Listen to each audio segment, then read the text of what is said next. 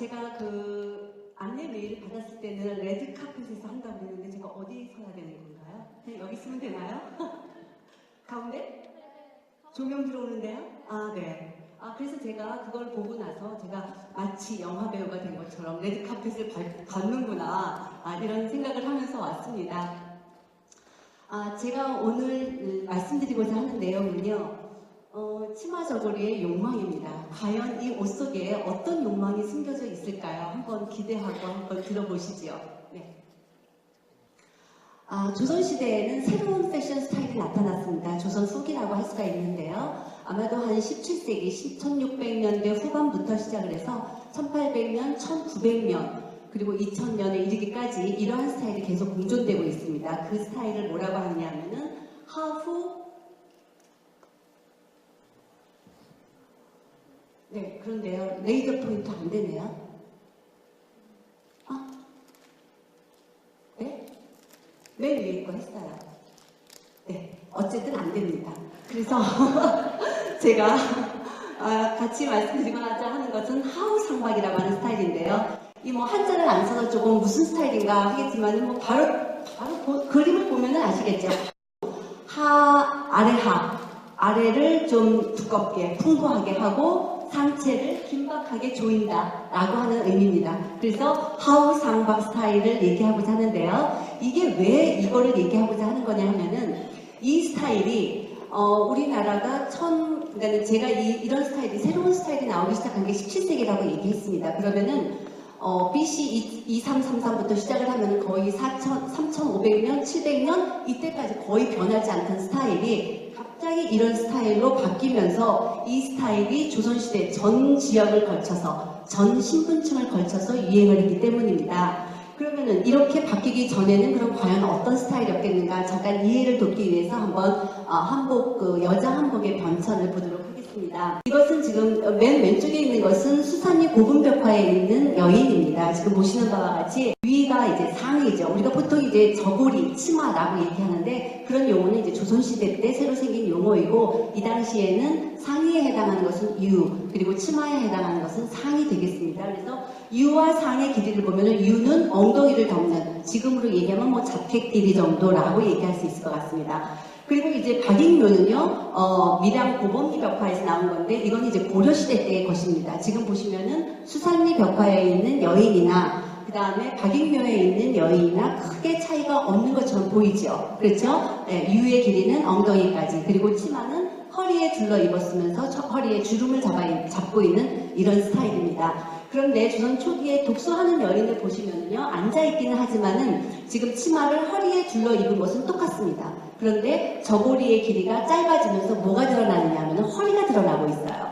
그래서 이 당시부터 이제 여성들이 허리에 대한 인식을 하게 됐다. 그리고 남성들 또한 그것을 느꼈다는 거죠. 그러면서 남성들이 어떻게 말을 했느냐라고 한다면은 여성들이 복식을 입는 이유는 단 하나. 뭐라고 그랬냐면은 남에게 그 고운 맵시를 귀하게 여겨서 그 가는 허리를 보여주고자 한다라고 얘기를 하고 있습니다. 그러면은 가는 허리를 보여주려고 하면은 반드시 허리가 드러나야 되는데 이런 허리가 드러나려고 한다면은 복식 구조가 이중의 복식 구조를 하고 있어야 합니다. 다시 말해서 상의와 하의가 나뉘어져 있어야지만이 허리가 드러나게 되는 거죠.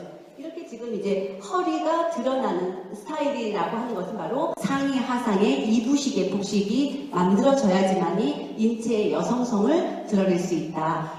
그러면은 이부식화 그러면은 다른 것은 또 뭐가 있느냐 이걸 좀 비교하기 위해서 중국 복식과 일본 복식을 한번 보겠습니다. 지금 우리가 보통 이제 쉽게 얘기하면 원피스 스타일이죠. 하나로 위에서부터 아래까지 일체형이라고 얘기할 수 있겠습니다. 그러면은 이 중국의 여인 또는 일본의 여인에서 이 여인들의 허리가 어디 있는지 알 수 있나요? 물론 대충은 알 수 있죠. 저기쯤 있겠다라고는 알 수 있지만 그 허리가 얼마나 가는지 얼마나 섹시한지 전혀 알 수 없습니다. 그러나 조선시대의 치마 저고리를 통해서는 그 허리를 얼마나 조일 수 있는지 얼마나 가늘게 그리고 걸음걸이를 어떻게 함으로써 좀 더 요양하게 보일 수 있는지를 여성들이 이미 알고 있었다라고 얘기를 할 수 있는 것입니다. 자, 물론 이런 사람 속에서도 여성성이 없다라고 얘기하는 것은 좀 위험한 발언이긴 하지만요. 복식 구조상으로만 봐서는 여기서는 허리의 위치는 확인할 수 없다라고 얘기를 할 수가 있는 거죠. 자, 그러면 이제 본격적으로 우리나라 치마적으로 한번 보겠습니다. 아, 보이네요, 포인터. 자, 여기서 보시면 지금 저고리 길이가 아까 허리에 둘러 입었던 치마였습니다. 그렇죠? 허리에 둘러 입어서 여성의 허리가 드러나기 시작을 했는데, 그러다 보니까는 그렇게 했는데, 아, 잠깐만요.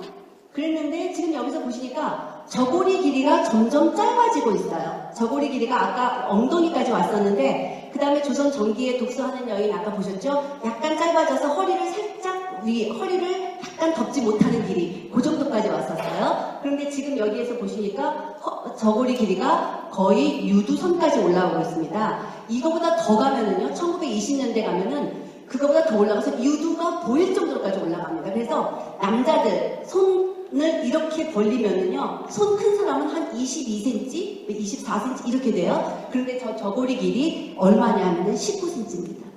그러니까 여기서 딱 오면은 유두를 가리지 못해요. 그러니까 가슴이 그대로 드러나는 겁니다. 그런데 이 당시에 정말 가슴을 드러내면서까지 여성성을 드러냈겠는가? 그런 패션 스타일이 유행을 했지만 따라서 가슴이 드러나는 것을 막기 위해서 치마가 위로 올라가고 있는 것을 볼 수가 있습니다.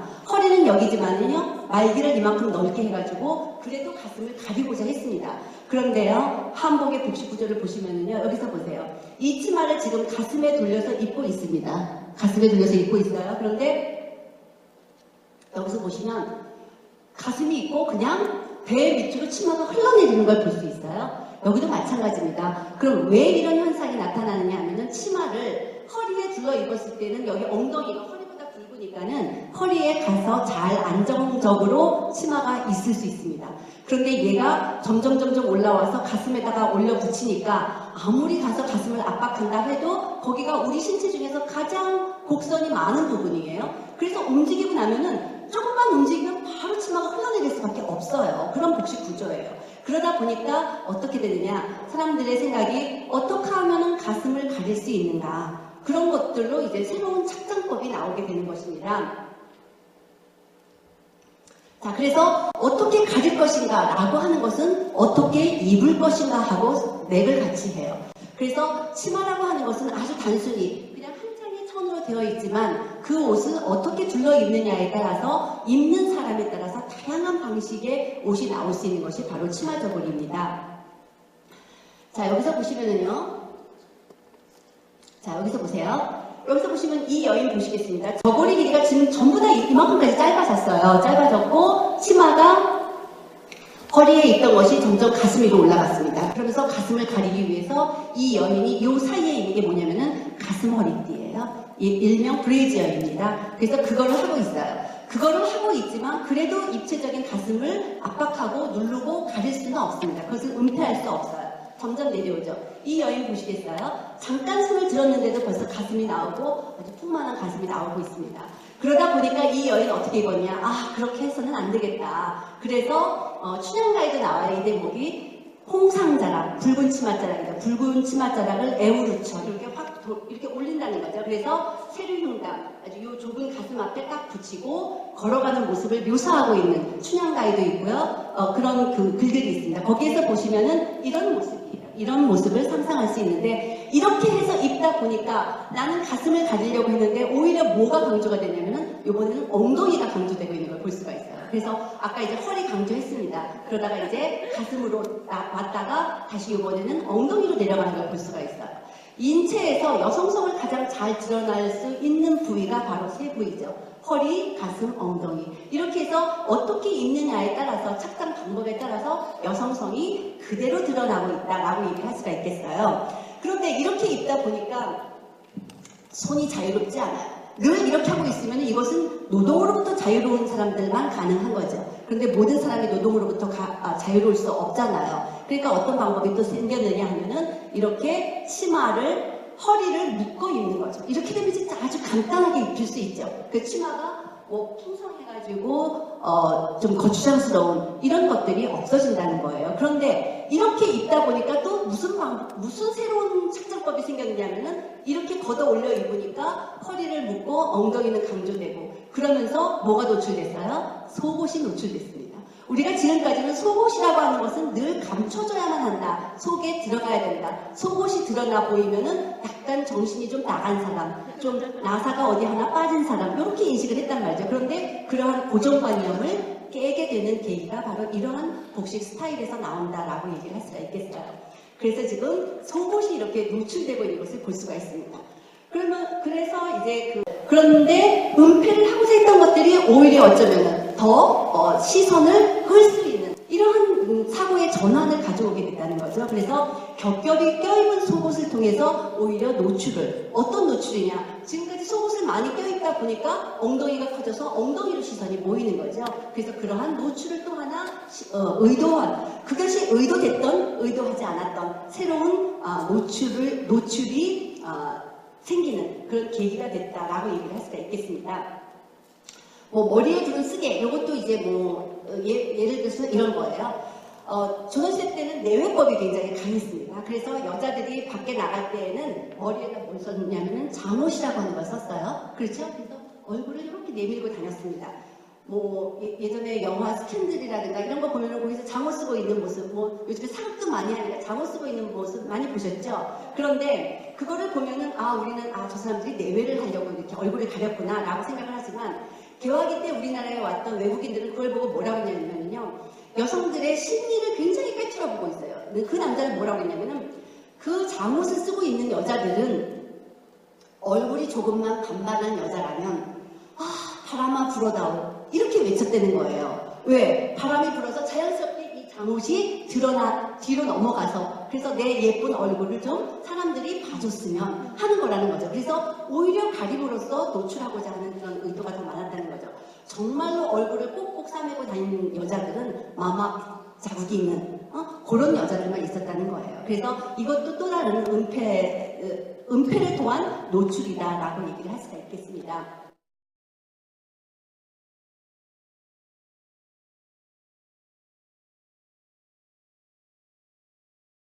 신윤국의 그림 중에 육압제문이라는 그림의 일부분입니다. 이거 다 기생인데요. 여기서 보시면은 지금 이제 치마를 걷어 입고 그 다음에 허리띠를 하고 나니까는 여기 보시면은 속옷이 보여요. 그런데 이것이 이제 단속옷이고 이것이 바지라고 하는 것입니다. 여기도 마찬가지 단속옷과 바지가 있는데 여기는 줄무늬가 있고 여기는 줄무늬가 없어요. 요거 이제 누비옷이다라고 하는 것을 알 수가 있는 거죠. 그런데 누비옷이라고 하는 것은 그만큼 공력이 많이 들어가는 옷이다. 이렇게 똑같이 스타일을 속옷을 드러내놓는 똑같은 스타일을 하지만 그래도 그 안에서 또 다른 차별을 하는 거예요. 사람마다. 그래서 이런 기생들은 나는 너하고는 다르다라고 해서 공력이 좀 많이 들어간 누비옷을 입는다든가 아니면 속옷이 드러나는 부분에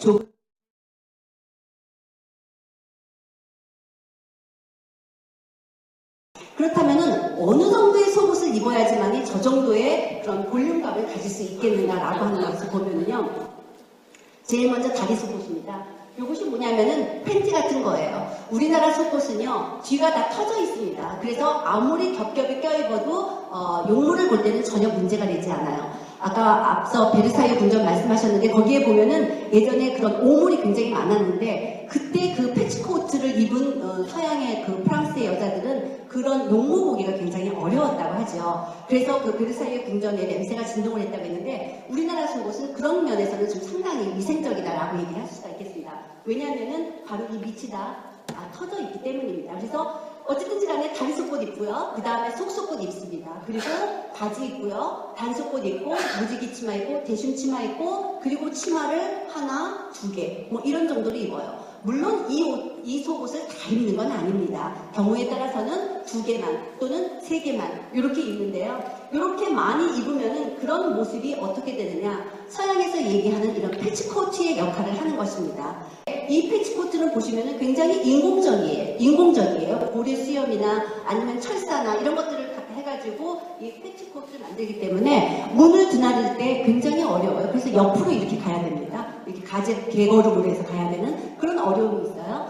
그런데 이런 것들의 효과를 아까 우리나라에서도 같은 시대에, 동시대에 17세기, 18세기 서양의 바로크, 로코코 시대에 나왔던 그런 실루엣, 보통 우리가 그것을 아워글라스 실루엣 또는 X 실루엣이라고 얘기하는데요. 허리를 조여주고 엉덩이를 부풀리는 스타일입니다. 바로 아까 봤던 하우 상박의 스타일과 맥을 같이 한다. 그래서 우리나라 복식구조, 당시의 하우 상박형의 복식구조는 서양의 복식구조와 맥을 같이 하기 때문에 그것은 동서양을 통하는 그러한 보편적인 미의식이었다라고 얘기를 할 수가 있을 것 같습니다.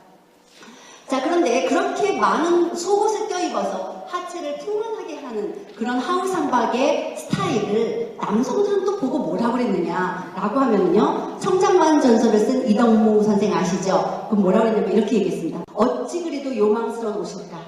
대저 복장에 있어서 유행이라고 부르는 것은 모두 창기들의 아양떠는 자태에서 생긴 것인데, 그러니까는 그 스타일 누가 만들었어요? 기생들이 만들었습니다.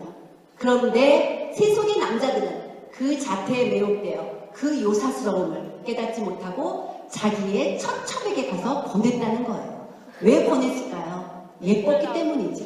네, 예뻤기 때문이에요. 아까 그 하우 상박의 스타일은 여성성을 그대로 드러내는 아름다움의 결정체였다. 당시대에서 라고 얘기할 수가 있겠습니다. 그래서 이렇게 남성들의 이런 시선을 가지고 있었기 때문에 당시에 살았던 여성들에게 있어서 그 계층을 불문하고 인기가 있었던 스타일이 된 거죠.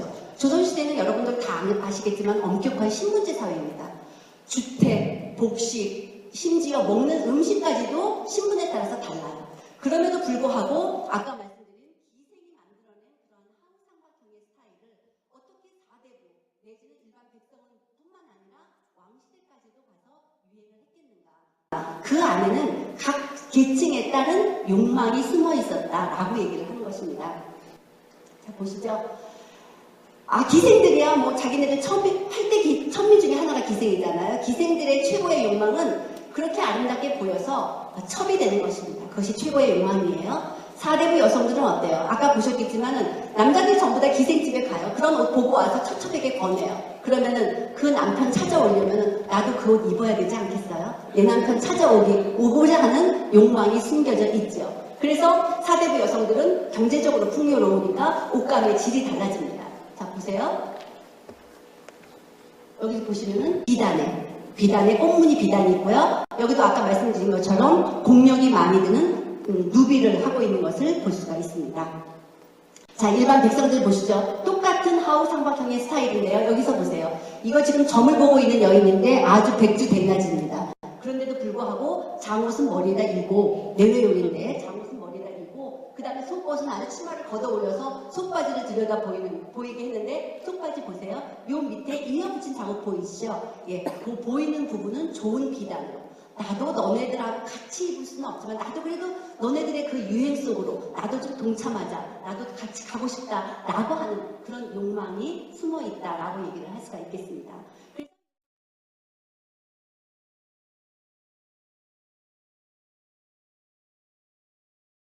바로 4대부 남성들입니다. 그래서 집에 가서 처첩에게 권하니 부인들이 그것을 거부할 수 없죠. 그런데 그 옷이 단지 남자들이 권한다고 해서 입을 수 있는 그런 옷은 또 아닙니다. 그 하우 상박의 옷에는 아까도 말씀드린 것처럼 동서양을 통해서 보편적으로 흐르는 미의식이 있었다는 그런 아름다움과요. 그 다음에 또 하나는 새롭게 만들어진 독창성 내지는 창조성이 그 안에 가미되어 있었기 때문에 가능한 것입니다. 그래서 크게 얘기하자면은 새롭게 인식된 여성성을 드러내는 옷이었고 그 다음에 그 옷을 입는 최고의 목적이자 목표인 아름다움을 드러내고자 하는 그런 심리가 내포되어 있고요. 그 다음에 옷을 어떻게 입느냐에 따라서 착장법에 따라서 자신의 욕망을 그대로 표출하고 그 욕망을 가장 직접적으로 가장 손쉽게 표현할 수 있었기 때문에 당시에 이런 하우 상박형의 복식 스타일이 시대를 넘나들면서 유행하지 않았을까 하는 제 나름대로의 판단을 해봤습니다. 제가 준비한 강의는 여기까지입니다. 감사합니다.